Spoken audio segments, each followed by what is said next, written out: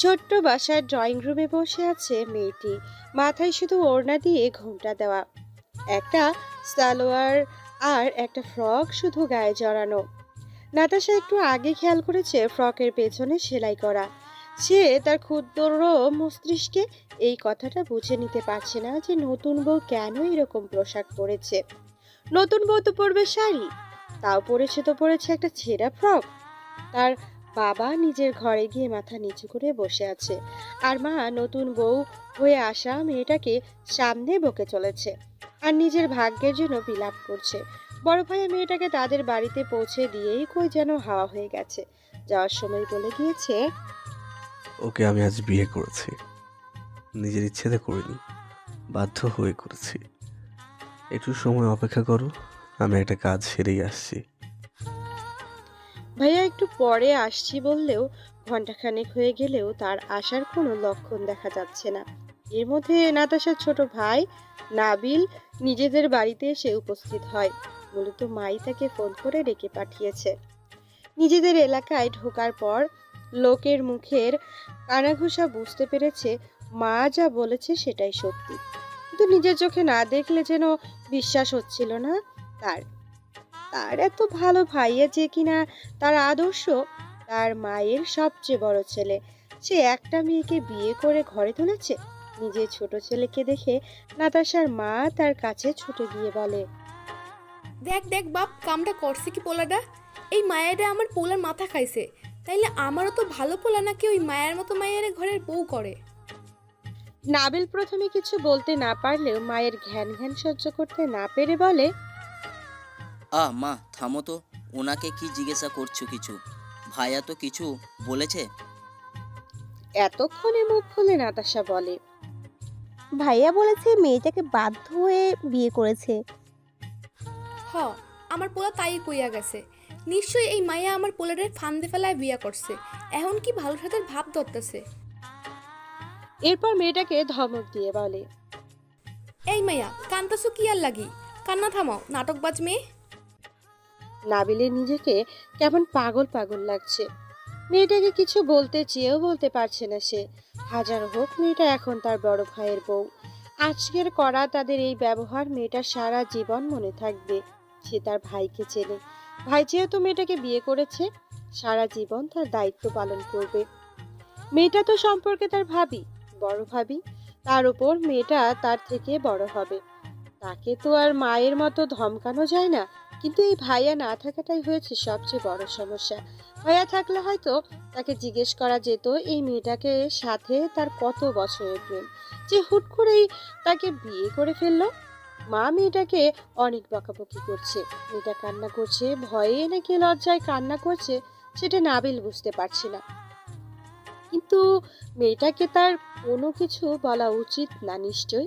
সে শুধু একটা কাজই পারে এখন, সেটা হচ্ছে মাকে থামানো। মা কি ভাষায় না কথা বলছে মেয়েটার সাথে, কিন্তু মায়ের মুখের ভাষা তো এত খারাপ না। মা শুদ্ধ বাংলায় কথা বলতে পারে। যদি এখন মা যে ভাষায় কথা বলছে সেটাই তার মাতৃভাষা, মানে জন্মের পর মা তার মায়ের কাছে থেকে এই ভাষায় শিখেছে, আর শুদ্ধ ভাষাটা শিখেছে বিয়ের পর।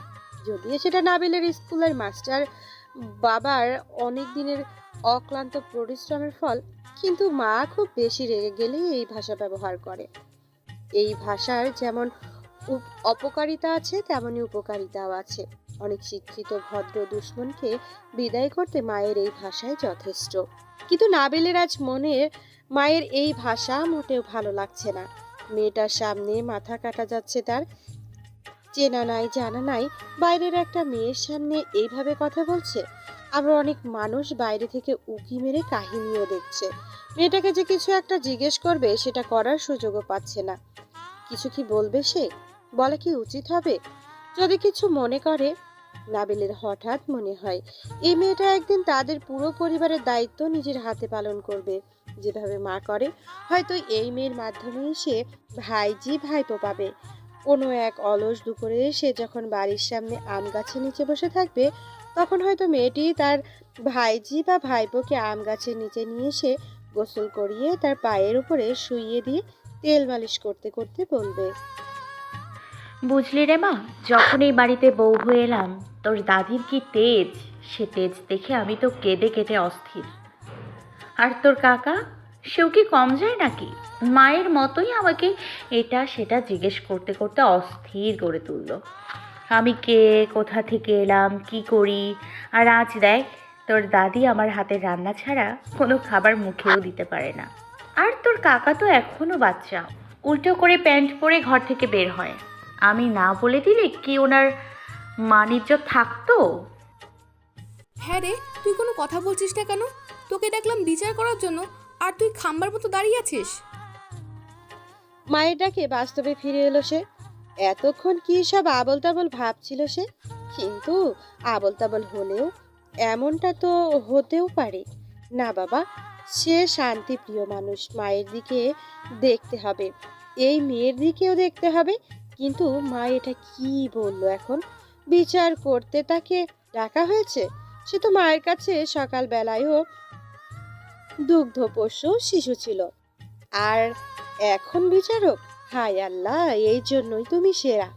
সকালবেলায় ফকির রে তুই, আর তুই সন্ধ্যাবেলা।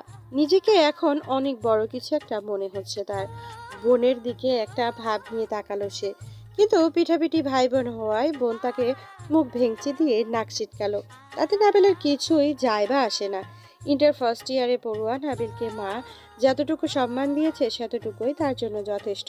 কিন্তু যেহেতু মা তাকে বিচারকের আসনে বসিয়েছেন, তাই কিছু কথা হলেও তাকে বলা উচিত।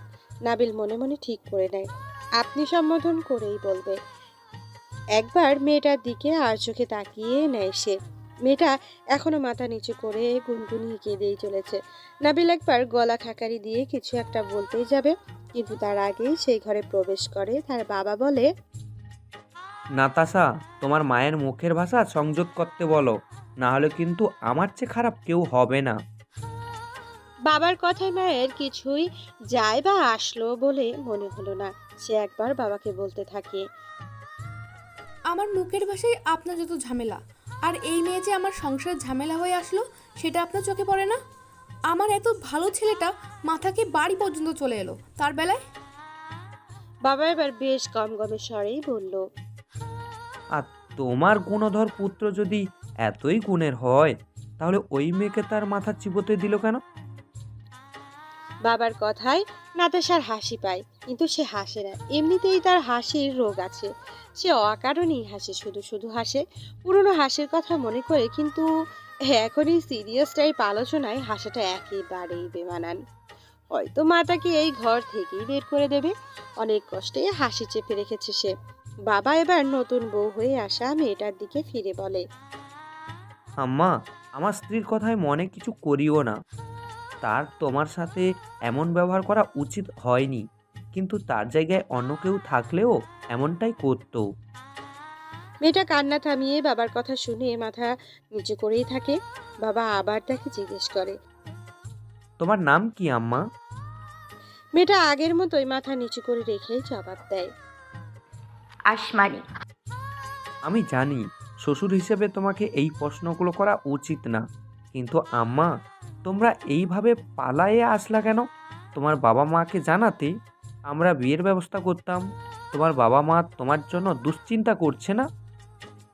মেয়েটা এবার হাউমাউ করে কেঁদে ওঠে, বাবার পায়ের নিচে বসে পড়ে। বাবা অপ্রস্তুত হয়ে তাকে উঠতে বললেও সে কাঁদতে কাঁদতেই বলে, আমরা পালিয়ে বিয়ে করিনি। আমি তো আপনার ছেলেকে চিনতামও না। আজকে আমার একটা চাকরির ইন্টারভিউ ছিল। আমি আমার বাস মিস করায় রাস্তা দিয়ে হেঁটে আসছিলাম। সন্ধ্যা হয়ে যাওয়ায় আমার ভীষণ ভয় লাগছিল। রাস্তায় আপনার ছেলেকে দেখে তাকে বলেছিলাম আমাকে যেন তার বাইকে করে সামনের বাস স্টপে ছেড়ে দিয়ে আসে। আপনার ছেলে আমার কথা রাখতে গিয়েই আজ এই দশা। মেয়েটির কথা শুনে সবাই অবাক। সবচেয়ে বেশি অবাক নাবিলের মা। জানালার বাইরে থেকে যে কয়েক জোড়া চোখ আর কান তাদের ঘরের ভেতরে নজর রেখেছে সেটা বুঝতে পেরে নাবিল কিন্তু কিছুই বলে না। সত্যিটা তারাও জানুক, না হলে তো নিজেদের মতো করেই ভেবে নিবে সবকিছু। বাবা আবার মেয়েটাকে জিজ্ঞেস করে, তারপর কি হয় আম্মা? রাস্তার পাশের এক জঙ্গলের কাছে এসে ওনার বাইক নষ্ট হয়ে যায়। একে তো সন্ধ্যা বয়ে প্রায় রাত হয়ে গেছে, আবার ওইদিকে মানুষজনও তেমন আসে না। কিছু বখাটে ছেলে আমাদের দুজনকে ওই নির্জন রাস্তায় দেখে ভাবে যে আমরা অনৈতিক কাজ করছি। তারা টাকা দাবি করে, আপনার ছেলের আর আমার ফোন কেড়ে নেয়। তারপর আরও টাকা দাবি করে, কিন্তু তেমন টাকা তাদের দিতে না পারায় তারা আশেপাশে থেকে মুরব্বি নিয়ে এসে আমাদের নামে বদনাম রটায়। তখন ওই মুরব্বিরাই আমাদের বিয়ে পড়িয়ে দিয়েছে। বিশ্বাস করুন, আমাদের কোনো দোষ ছিল না। মেয়েটির কথা শুনে উপস্থিত সবাই হকচকিয়ে যায়। নাবিলের মা শাহেদা বেগম এবার একটু নরম হন। তার ওপরে যতই হোক সেও নারী, নারীর চরিত্রের ওপর দাগ পড়লে কেমন লাগে সেটা ভালোভাবেই জানে। নারীর কাছে তার চরিত্র ছাড়া নিজের বলতে আর কিই বা আছে। শাহেদা বেগম মেয়েটার কাছে গিয়ে তাকে সোফায় বসিয়ে দিয়ে বলে, তোমার বাবা মাকে একটা কল দাও, এখানে আসতে বলো, তারা হয়তো দুশ্চিন্তা করছে। মায়ের নরম মন আর নরম ব্যবহারের পরিচয় পেয়ে মেয়েটি এবার মাকে জড়িয়ে ধরেই বলে, আমার বাবা মা ভাই বোন কেউ নেই। মা ভাই আর বোন 2 বছর আগে ডেঙ্গু জ্বরে আক্রান্ত হয়ে আল্লাহর কাছে চলে গিয়েছে। আর বাবা সেই শোক না সইতে পেরে 2 মাসের মাথায় ব্রেন স্ট্রোক করে মারা গেছে। মেয়েটা কান্না করতে করতে কাশতে কাশতে থাকে। শাহেদা বেগম নাতাশাকে তাড়াতাড়ি পানি দিয়ে আসতে বলে। নাতাশা পানি নিয়ে এলে মেয়েটি ঢকঢক করে পানি খায়, যেন কত দিনের তৃষ্ণার্ত সে। নাতাশার বাবা নাসিরউদ্দিন এবারে মেয়েটিকে জিজ্ঞেস করে, তুমি এখন থাকো কই মা? আমি মেসে থাকি, টিউশনি করে নিজের খরচ চালাই। বহু কষ্টে নিজের গ্রাজুয়েশন কমপ্লিট করেছি। তোমাদের নিজের বাড়ি নেই? আছে। সেখানে থাকো না কেন? মেয়েটি এবার কাঁদো কাঁদো গলায় বলল, বাবার মৃত্যুর পর আমার বড় চাচা আমার বাবার শহরে যা ছিল সব নিজের ছেলের নামে করে নিয়েছে, উকিলকে ঘুষ খাইয়ে। আর আমাকে গ্রামের সামান্য জমি আর একটা ছোট্ট বাড়ি দিয়েছে। আমি সারা জীবন শহরেই থেকেছি, তাই কষ্ট হলেও এখন নিজের খরচ নিজে জুগিয়ে পড়াশুনো শেষ করে কোনো রকমে একটা চাকরি পাওয়ার চেষ্টা করছি। কিন্তু আমার দুর্ভাগ্য আমার পিছু ছাড়লো না। এখন আমার জীবনটা নষ্ট হয়ে গেল।